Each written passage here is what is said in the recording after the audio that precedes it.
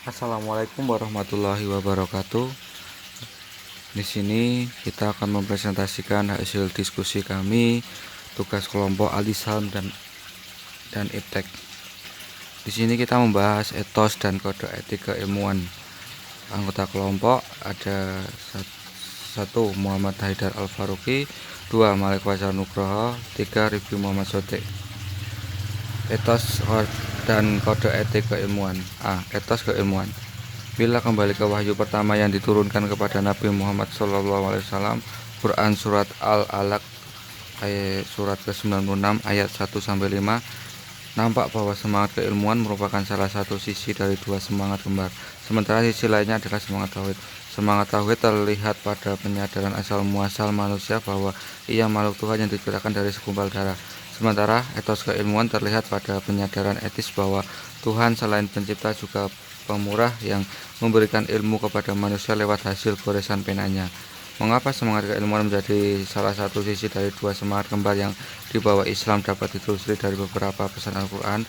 Tidak seorang pun dapat menangkap pesan-pesan wahyu kecuali orang-orang yang memiliki ilmu dan menggunakan akalnya. B.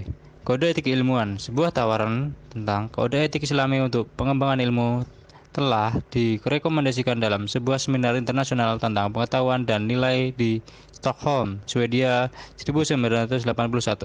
Tawaran kode etik yang dimaksud masih bersifat umum, terdiri dari 10 nilai yaitu tauhid, khilafah, ibadah, ilm, halal haram, adil, zulm, istil, dan dia.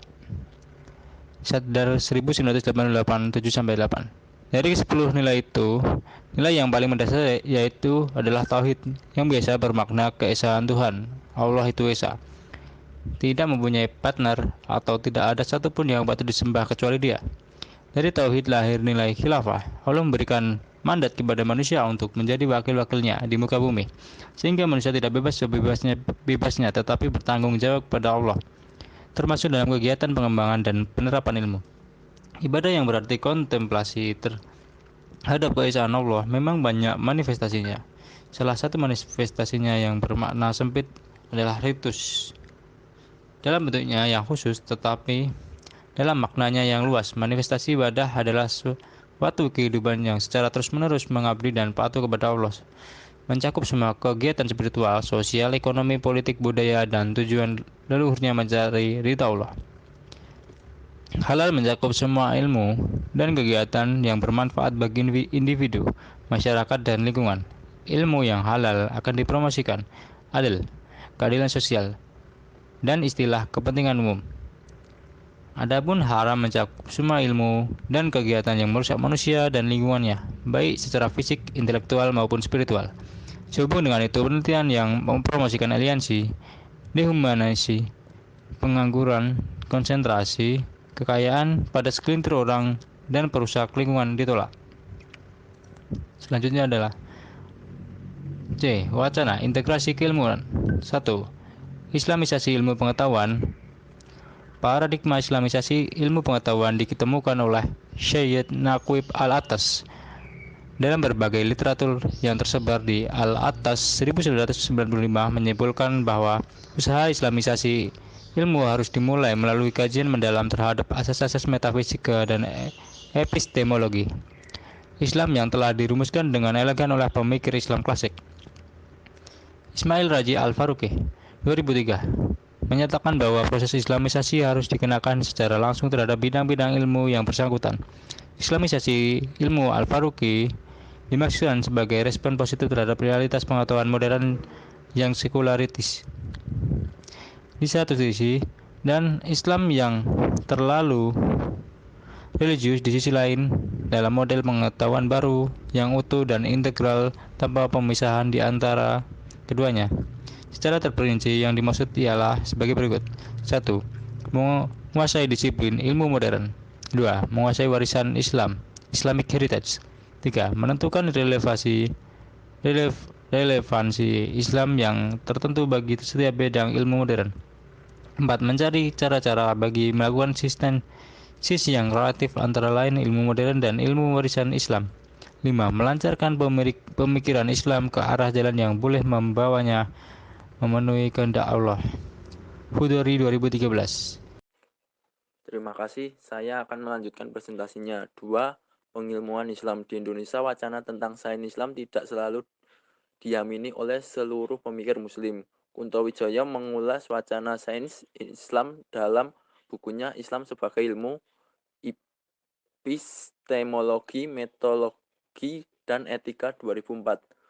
Kunto Wijaya memilih program keilmuan dengan paradigma pengilmuan Islam. Perlunya pengilmuan Islam, orang Islam harus melihat realitas melalui Islam dan eksistensi humaniora dalam Al-Quran. Pertama, tugas itu dikerjakan oleh demistifikasi Islam. Proses pengilmuan Islam melalui dua metode yaitu integralisasi dan objektivisasi.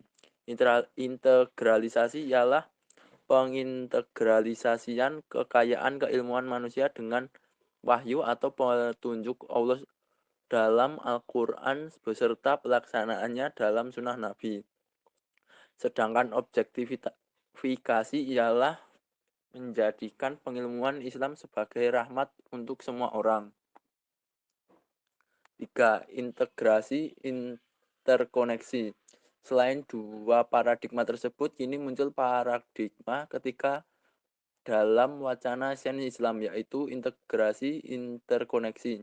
Paradigma integrasi interkoneksi yang digagas oleh M. Amin Abdullah 2000 ini mencoba mentriologikan antara nilai-nilai subjektif, objektif, dan intersubjektif. Agenda penelitian untuk membangun kerangka metodologi fundamental filosofi yang dikaitkan langsung dalam bidang studi agama-agama dan studi keislaman yang bertujuan memberikan masukan untuk pemecahan persoalan pluralitas keagamaan adalah ibarat mencari jarum yang jatuh di tengah kegelapan malam. Ia perlu senter untuk menerangi tempat sekitar jatuhnya jarum tersebut untuk menemukannya. Senter tersebut adalah bertemunya tiga kluster keilmuan bidang agama dalam pola bentuk hubungan seperti pertemuan dan dialog kritis antara ilmu-ilmu yang beredar pada teks-teks keagamaan atau nalbayani subjektif. Menurut Amin Abdullah, integrasi interkoneksi merupakan trialektika antara tradisi teks atau hadarat an-nas, tradisi akademik ilmiah atau hadarat al-ilmu, dan tradisi etik kritis atau hadarat al-falsafah terdiri pada penyadaran asal muasal manusia bahwa ia makhluk Tuhan yang diciptakan dari segumpal darah. Sementara etos keilmuan terlihat pada penyadaran etis bahwa Tuhan selain pencipta juga pemurah yang memberikan ilmu kepada manusia lewat hasil goresan penanya. Demikianlah hasil diskusi kelompok kami tentang etos dan kode etik keilmuan. Bila ada salahnya, kami mohon maaf. Wassalamualaikum warahmatullahi wabarakatuh.